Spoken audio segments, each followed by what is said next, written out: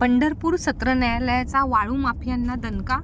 पंढरपूर तालुक्यातील चळे या गावातील भीमा नदीच्या पात्रातून होड्याच्या सहाय्याने अवैध वाळू उपसा करण्यात वाळू माफियांवर महसूल प्रशासनाने गेल्या आठवड्यात दिनांक 14 मे 2026 रोजी कारवाई करून ते नष्ट केले.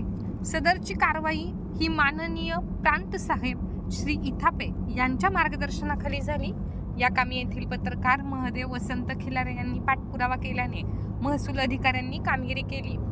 याचा राग मनात धरून चळे येथील वाळू माफियाने महादेव खिलारे यांच्यावर सुरुवातीस विनयभंगाची, नंतर ॲट्रॉसिटी कायद्याच्या कलम 887, कलम 3(1) यस, कलम 3(2) व या कलमानुसार VA तसेच DNS 2023 ची कलमे 11(8), 118(1), 115(2), 357(1), 351(0), 365 अशी कलमे लावून खिलारे यांच्या विरुद्ध पंढरपूर तालुका स्टेशनला FIR नोंदवली होती आणि एक NC सुद्धा नोंदवली होती. परंतु श्री खिलारे यांना या वाळू माफियांविरुद्ध कायदेशीर लढाई करून वर नमूद केलेल्या गुन्ह्याच्या कामी पंढरपूर येथील जिल्हा व न्यायालयात अटकपूर्व जामिनाचा अर्ज केला आणि त्यामध्ये त्यांनी अंतरिम अटकपूर्व जामिनाचा अर्जही दिला. या अर्जाच्या युक्तिवादामध्ये पंढरपूर येथील ज्येष्ठ व नामवंत विद्यमान श्री SR उर्फ राजाभाऊ कुलकर्णी यांनी याबाबत मुंबई उच्च न्यायालयात तसेच कर्नाटक उच्च न्यायालय अंतरिम अटकपूर्व जामिनाबाबत शेख शहागीर विरुद्ध महाराष्ट्र सरकार 2023-1 क्राइम्स 625 मुंबई हायकोर्ट यांचा न्याय निर्णय मे कोठरीपुढे युक्तिवाद केला. ते युक्तिवाद मे पंढरपूर येथील जिल्हा व सत्र न्यायालय श्रीमती TG मिटकरी मॅडम यांनी सदरचा अंतरिम अटकपूर्व जामिनाचा अर्ज 21 मे 2026 ला मंजूर केला. अशा प्रकारे ॲट्रॉसिटी कायद्याच्या अंतरिम अटकपूर्व जामीन मंजूर होण्याची पहिलीच घटना आहे. या निर्णयामुळे वाळू माफियांना फार मोठा दणका बसला आहे.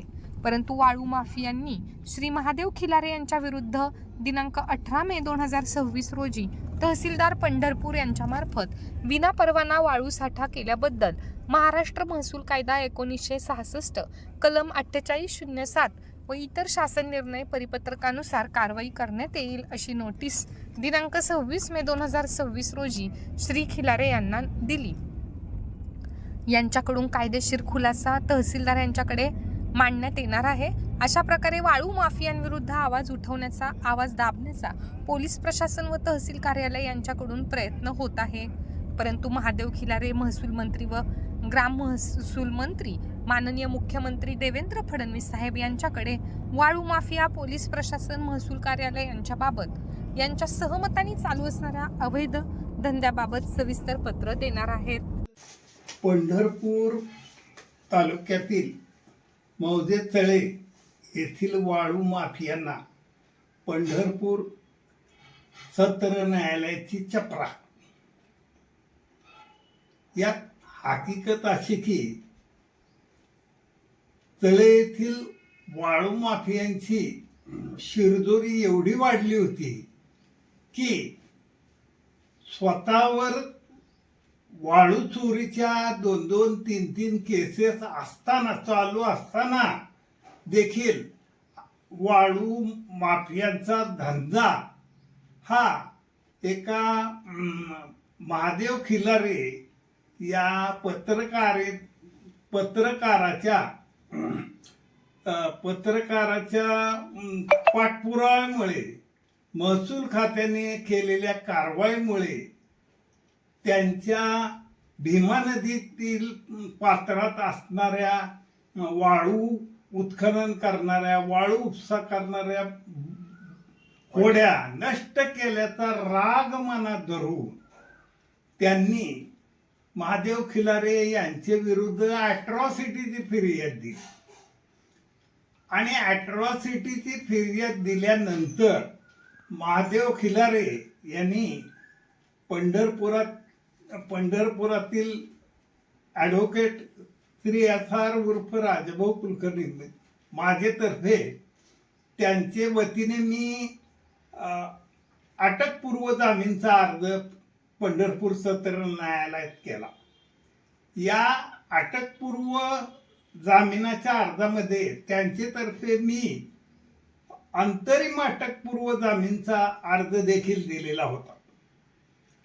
या अर्जाची सुनावणी दिनांक 20/5/2026 रोजी होऊन न्यायालयाने दिनांक 21/5/2026 रोजी अंतरिम अटकपूर्व जामीन मंजूर केला आणि त्यामुळे या वाळू माफियाचे धाबे आणले आहेत.